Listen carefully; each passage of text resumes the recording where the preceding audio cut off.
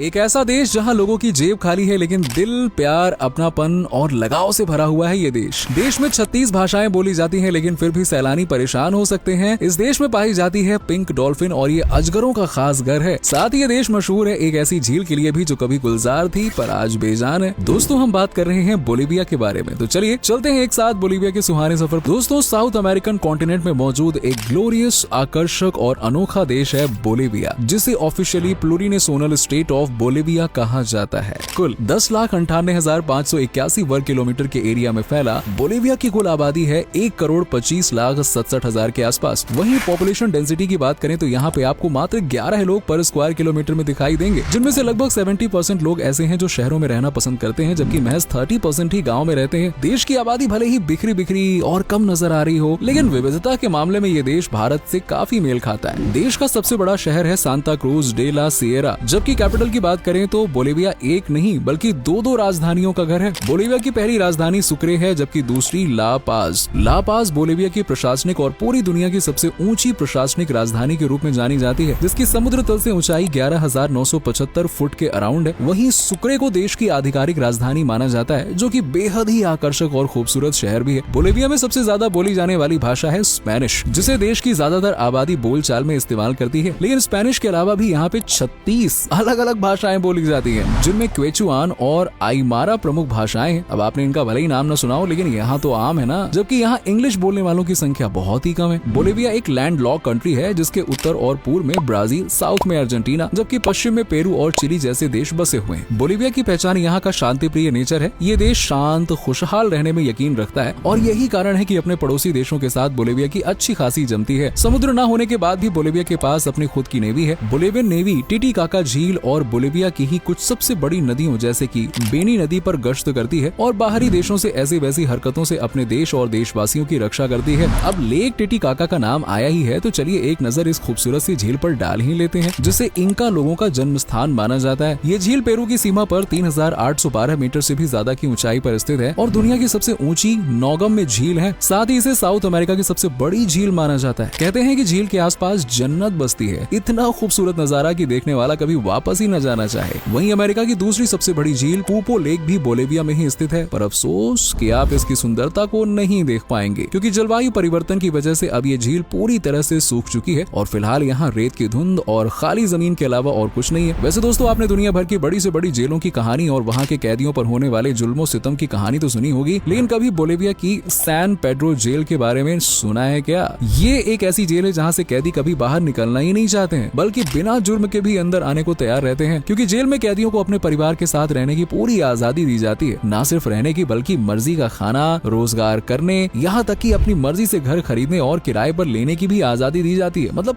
Full enjoyment यार। San Pedro jail आज Bolivia की सबसे बड़ा टूरिस्ट अट्रैक्शन भी माना जाता है। बोलीविया में मौजूद नॉर्थ युगांस रोड को दुनिया का सबसे खतरनाक रोड या किस्मत की सड़क के रूप में जाना जाता है, क्योंकि यहाँ से होकर गुजरने वाले लोगों में हर साल 300 से ज्यादा लोग अपनी जान गंवा देते हैं। 56 किलोमीटर लंबे इस सड़क से होने वाले मौतों का राज सड़क की बदहवास हालत बताई जाती है। सिर्फ युगांस रोड ही नहीं बल्कि बोलीविया की टोटल सड़कों का सिर्फ 11% हिस्सा ही पक्का है, बाकी सब हालातों की मारी है और लोगों के लिए मुसीबत बनी हुई है। सबकी खस्ता हाल। दोस्तों, दुनिया के सबसे बड़ी जंगल अमेज़न के बारे में तो आपने सुना ही होगा। इस जंगल का करीबन 7.7% हिस्सा बोलीविया में ही पड़ता है और इतने बड़े जंगल के साए में बसा है, तो जाहिर सी बात है कि जानवरों के मामले में भी बोलीविया लकी ही होगा। बोलीविया में अलग अलग प्रजातियों के हजारों पेड़ पौधे और जानवर पाए जाते हैं, जिनमें सबसे लोकप्रिय जीव है लामा, जो कि छोटा है लेकिन बड़ा ही प्यारा जीव है। लामा के अलावा बोलीविया को जैगुआर के लिए भी जाना जाता है। यहाँ जैगुआर्स की संख्या बहुत ज्यादा है, जिस वजह से लोगों को सावधान रहना पड़ता है। सिर्फ जैगुआर ही नहीं, ये देश तो सांपों के मामले में भी ब्राजील की बराबरी करता है। सांपों में भी अजगर देश में सबसे ज्यादा पाए जाते हैं। इसके अलावा यहाँ कई राष्ट्रीय उद्यान भी हैं, जिनमें दुनिया की कुछ सबसे बेहतरीन बर्ड्स देखी जा सकती हैं। वहीं तितलियों का दीदार करने के लिए बोलीविया परफेक्ट टूरिस्ट डेस्टिनेशन है, क्योंकि यहाँ दुनिया का सबसे बड़ा तितली अभ्यारण्य भी मौजूद है, जो कुल 24 हेक्टेयर जमीन पर फैला हुआ है और यहाँ 1000 से भी ज्यादा अलग अलग तरह की तितलियां देखी जा सकती हैं। सोचो, इतनी सारी तितलियां, इमेजिन कीजिए कितनी ज्यादा खूबसूरत जगह होगी है ना। खैर, बोलीविया में पक्षियों, जीव जंतुओं के अलावा अलग अलग जनजातीय समूह भी बसे हुए हैं, जिनमें से कई जनजाति ऐसी हैं जिनकी संस्कृति, रहन सहन, परंपरा आज भी प्राचीन जमाने से जुड़ी हुई है और ये जंगलों में रहना पसंद करते हैं। बाहरी दुनिया से इनका दूर दूर तक कोई नाता है ही नहीं, लेकिन हाँ, जंगल हो या बाहर, बोलीविया में हर इंसान की जिंदगी की वैल्यू है। दोस्तों, दोस्तों बोलिविया में लोगों के बीच नॉनवेज बहुत फेमस है। चिकन, मटन, अरे ये तो लोग नाश्ते में खाते हैं और खाने में इन्हें सबसे ज्यादा पसंद है पोर्क। सुअर बोलिविया में सबसे ज्यादा खाया जाता है। हालांकि इसी वजह से बोलिविया के लोगों को दिल से जुड़ी परेशानियों का सामना भी करना पड़ रहा है, लेकिन स्वाद के मामले में बोलिवियंस को कॉम्प्रोमाइज करना पसंद नहीं है। ये तो बहुत छोटी सी चीज है, लेकिन बोलिविया के लोगों को नशे की इतनी लत है कि देश की ज्यादातर गरीबी का कारण आज यही जानलेवा नशा बना हुआ है। इस देश के लोग हर तरह का नशा करते हैं। असल में यहाँ के लोगों के पास कोई काम धंधा तो है नहीं। देश में आज तक किसी बाहरी कंपनी ने जाने के बारे में न सोचा है न सोचती है, जिस वजह से कंपनीज तो यहाँ है ही नहीं, साथ ही साथ छोटे मोटे जो रोजगार हैं वो भी ठप पड़े हुए हैं। और बोलिविया के लोगों में इतनी स्किल है ही नहीं कि बाहर जाकर रोजगार कर सके। बस इसी गम को भुलाने और टाइम बिताने के लिए बोलिवियंस दिन भर मस्त धुत रहते हैं नशे में और गप्पे हाँकते रहते हैं। जबकि बोलिविया की महिलाएं पूरे दिन मेहनत करती हैं क्योंकि घर चलाना है भाई। बोलिवियन महिलाओं को बहुत ही ज्यादा मेहनती माना जाता है क्योंकि पूरा घर खर्च इन्हीं के कंधों पर होता है। पुरुष जहाँ दिन भर नशे में धुत रहते हैं एकदम टल्ली, तो वहीं पे बोलिवियन महिलाएं खेत, भट्ठी और न जाने किन किन जगहों पर दिन भर काम करती हैं। बोलिविया में जितने भी खेत लहरा रहे हैं उसके पीछे यहाँ की महिलाओं की मेहनत है। पुरुष तो मस्त रहते हैं अपनी दुनिया में। दिन भर काम करने के बाद ये शाम को घर आकर अपने बच्चों का भी पेट भरती हैं। शायद इसीलिए कहते हैं कि एक महिला जो चाहे वो कर सकती है और घर हो या बाहर सब कुछ संभाल सकती है। खैर, बोलिविया की जीडीपी 125 बिलियन डॉलर्स है। जी हाँ, सिर्फ 125 बिलियन डॉलर्स। अब ऐसा नहीं है कि देश के पास रिसोर्सेज नहीं है, कमाई का जरिया नहीं है, बल्कि बोलिविया ब्राजील में तैयार किए जाने वाले सभी नट्स का 70% हिस्सा तैयार करता है। इसके पास पेट्रोलियम रिजर्व के भंडार अच्छे खासे हैं। इसके पास साउथ अमेरिका में दूसरा सबसे बड़ा नेचुरल गैस रिजर्व है। खेत है जिसमें आधी से ज्यादा लेबर काम करती है। साथ ही इसे दुनिया की 95वीं सबसे बड़ी एक्सपोर्ट इकोनॉमी भी माना जाता है, जहां से zinc, lead, natural gas, silver, tin, gold और सोया के प्रोडक्ट्स एक्सपोर्ट किए जाते हैं। लेकिन फिर भी लोगों के पास कमाने को कुछ है ही नहीं और इसमें गलती है यहाँ की सरकार की। बोलिविया में आज तक जितनी भी सरकारें आई हैं सब अपने खाते भरने के लिए आई हैं और देश को लूट कर चली गई। किसी ने लोगों के बारे में सोचा ही नहीं और यही कारण है कि आज बोलिविया को वेनेजुएला के बाद साउथ अमेरिका का दूसरा सबसे गरीब देश माना जाता है। यहाँ के लोगों को मदद की जरूरत है, लेकिन सरकार भ्रष्टाचार में इस कदर चूर है कि लोगों की परेशानी उसे नजर ही नहीं आती है। वैसे दोस्तों, बोलिविया में घूमने के लिए हर साल लाखों लोग पहुँचते हैं और गरीब होने के बाद भी इसे उतना खतरनाक नहीं माना जाता है जितना कुछ अफ्रीकन कंट्रीज में माना जाता है। मतलब बोलिविया में लोग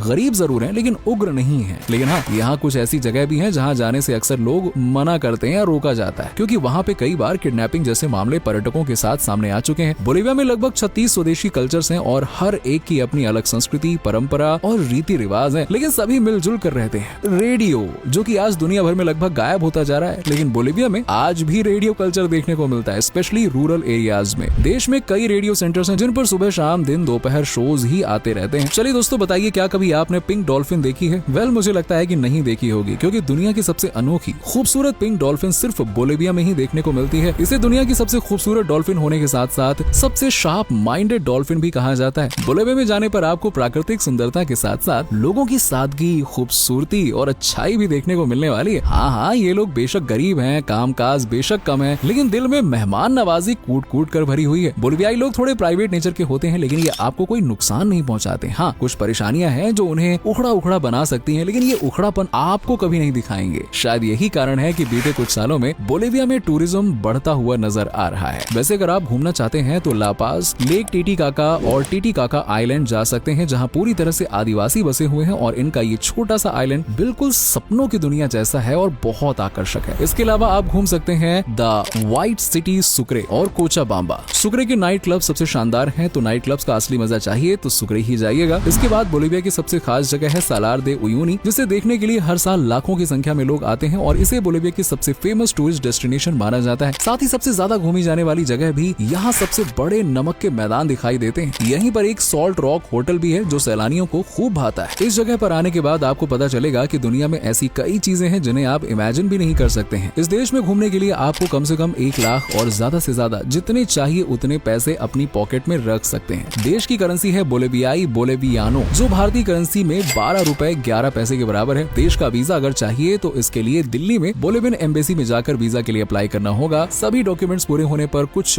25 से 30 दिन यानी कि लगभग 1 महीने के अंदर अंदर आपको बोलिविया का वीजा मिल जाएगा। उम्मीद है दोस्तों कि आपको ये वीडियो पसंद आया होगा। वेल, आपको बोलिविया की सबसे अच्छी बात कौन सी लगी कमेंट सेक्शन में कमेंट करके जरूर बताइएगा। वीडियो पसंद आई हो तो लाइक करें, शेयर करें।